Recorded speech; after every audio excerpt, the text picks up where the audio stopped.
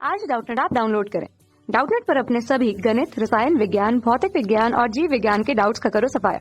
बस प्रश्न की फोटो खींचो, एक ही प्रश्न को क्रॉप करो और तुरंत वीडियो सोल्यूशन पाओ।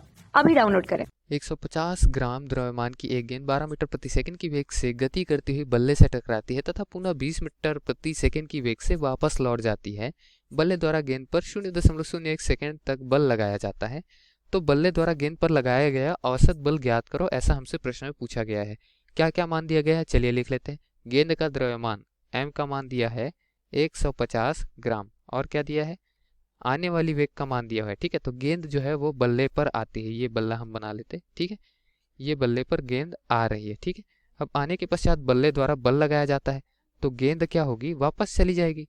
ठीक है, अब गेंद आई, बल्ले ने उस पर बल लगाया, ठीक है, तो गेंद वापस चली गई। तो आने वाला वेग को हम ले लेते हैं अगर धनात्मक और जाने वाले वेग को ले लेते हैं ऋणात्मक, या फिर चलिए जाने वाले को धनात्मक ले लेते हैं, जो आ रही है उसको ऋणात्मक ले लेते हैं।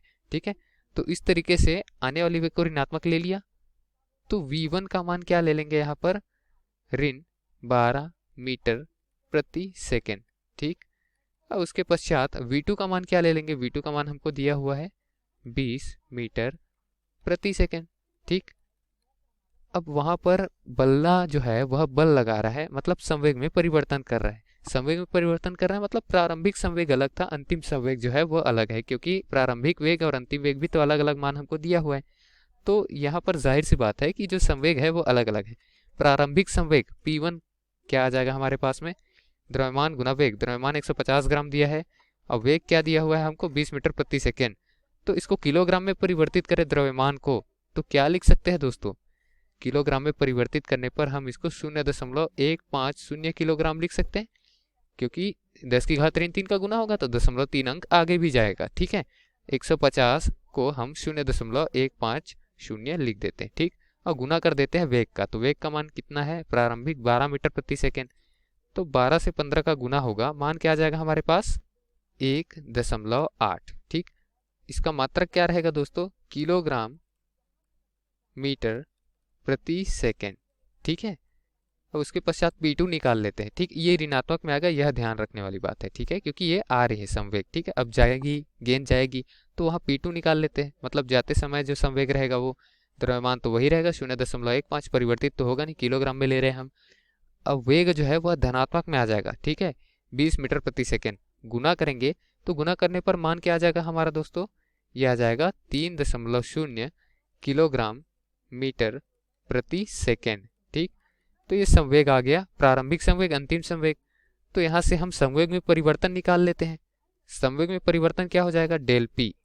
तो डेल पी का मान क्या आ जाएगा हमारे पास में, P2 ऋण P1। अंतिम संवेग ऋण प्रारंभिक संवेग। ठीक, अंतिम संवेग का मान क्या है, 3 किलोग्राम मीटर प्रति सेकेंड, ऋण प्रारंभिक संवेग का मान क्या है, ऋण 1.8 किलोग्राम मीटर प्रति सेकेंड।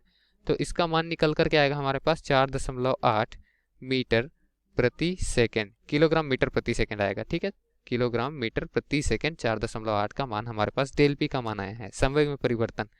अब संवेग में परिवर्तन जो होता है वो आवेग के बराबर होता है, और बल क्या होता है, आवेग बटे समय या फिर संवेग में परिवर्तन की दर, यानी समय के सापेक्ष। तो यहाँ से बल का मान हमको निकालना है, बल बराबर क्या होता है, संवेग में परिवर्तन की दर समय के सापेक्ष। ठीक है, del P by T, 4.8 kilogram metre प्रति सेकेंड मान दिया हुआ है, इससे समय का मान भी दिया हुआ है हमको, प्रश्न में कितना दिया है 0.01 सेकेंड दिया हुआ है, तो उसको भी रख लेते हैं 0.01 सेकेंड। ठीक, तो यहाँ से हम हल करेंगे तो 0.01 को क्या लिख सकते हैं, 1 गुना 10 की घात में ऋण 2, 10 की घात में ऋण 2 ऊपर जाएगा तो क्या हो जाएगा 10 की घात में धन 2। ठीक, तो 4.8 गुना 10 की घात में धन 2 लिख सकते हैं, या फिर 480 भी लिख सकते हैं।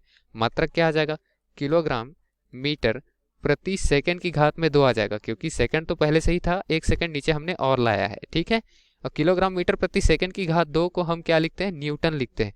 तो यहाँ मैं क्या लिख सकता हूँ, 480 न्यूटन लिख सकता हूँ। हमको क्या निकालना था, बल का मान निकालना था। बल का मान हमने क्या निकाला, औसत बल का मान 480 न्यूटन। तो यही दिए गए प्रश्न का हमारा उत्तर है दोस्तों। औसत बल से क्या तात्पर्य है कि यहाँ जो समय का मान लिए है उसको संवेग में परिवर्तन जो है प्रारंभिक और अंतिम लेकर हम सीधे भाग दे दिए हैं। तो इस तरीके से हमने औसत मान निकाला है। ठीक है, 480 न्यूटन का बल बेड़ द्वारा लगाया जाता है बॉल पर। धन्यवाद। कक्षा 6वीं से 12वीं से लेकर नीट, IIT, JEE वो एडवांस के लेवल तक 1 करोड़ से ज्यादा छात्रों का भरोसा। आज ही डाउनलोड करें डाउटनेट ऐप या व्हाट्सएप करें अपने सारे डाउट्स 8400 400 400 पर।